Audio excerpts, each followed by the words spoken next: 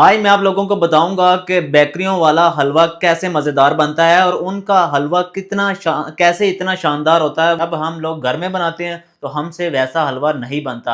आइए मैं आपको एक जो राज है वो जो बताती नहीं है मैं आपके साथ शेयर करता हूँ।